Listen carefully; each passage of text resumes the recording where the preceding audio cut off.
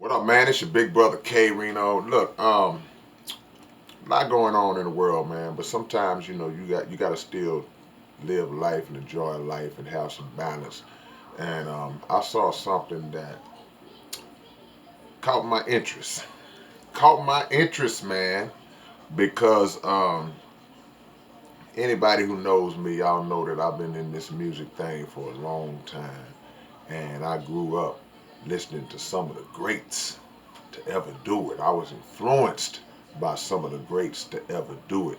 And two of those guys are getting ready to engage in one of those versus battles that they've been having. And I don't watch all of them. Some I'm interested in, some I'm not. Just to be honest with you, some those things are really set up to where if you as a audience or viewer, if you're not interested in those artists, you're not gonna watch it. That's like watching a game and two teams are playing that you ain't really into. You ain't gonna watch the game, unless it get good.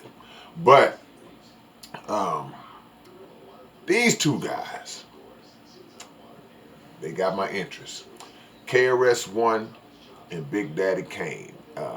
Anytime y'all hear me in an interview or anything, somebody will ask the question, who's your top five? Who's your top five? And typically, if I don't have a brain lapse, um, those two names are going to always be in my top five rappers of all time. And that's just what it is. And it's not going to ever change.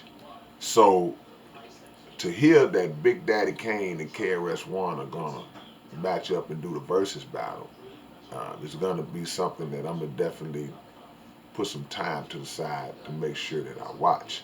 Uh, KRS-One has always been a battle rapper. He's always been on that front. He's always been in war mode, just like Kane. And I saw recent interviews over the years where uh, Kane has said that he's always wanted to battle KRS-One, and not in the versus way, but just straight up traditional battle KRS-One, and and KRS-One has always had no reservations about putting his catalog up against anybody with the 1,000% confidence that his catalog can withstand. Because I think KRS has 25, 30 albums. So that's a serious catalog, man. You talking about over the span of 30 years in the game. You see a lot of artists that only have legitimately, you see guys who have been in the game 25, 30 years and literally have five, six, seven albums total, you know. And this happens for different reasons. Sometimes people will put out an album. If the album is very successful, they might work that album for 3 years. Then they might go on tour. Then they might take a break. So sometimes it may be situations like that, but I always respected the artist, especially my favorite artists who made sure that they gave you at least one every year. There's no excuse for you to not drop one album a year if you got a fan base that looks forward to your work. Um, it's gonna be a matchup of hits, of course, but they've always had similar but contrasting styles. They're similar in a lot of ways. They're both lyrical, both lyricists. They're both battle oriented. They both be snapping on the opponents in their songs. But Kane is more. He's more humorous with his.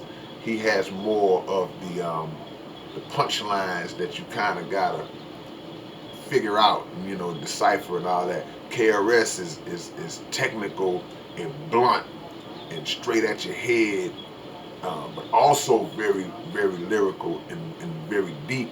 So it's gonna be cool, and for me as a fan, it's gonna be cool because of course I'm familiar with all the songs, which is I guess that's the premise of it anyway. When you're familiar with all the songs, you start to say to yourself, okay, well, which song is he gonna match up against, which songs are gonna match up against each other. When he plays this, what is he gonna follow up and play behind that?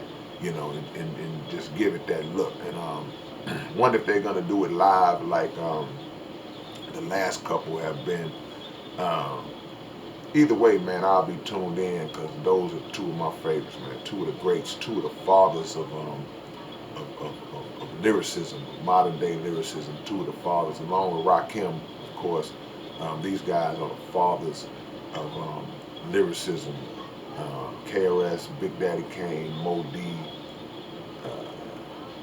Rakim, Tila Rock. There are others I'm forgetting, but those are some of the building block foundational guys of high level lyricism and putting words together that anybody who's doing it now, you know, we standing on them shoulders. So, all right, man, tell me what y'all think. You know, this might be just for the old school cats. Some of y'all youngsters might not even be interested in this, but it's something you should watch for historical purpose and just for you to learn where, you know, where the greatness came from, man. All right, it's your big brother K-Rino.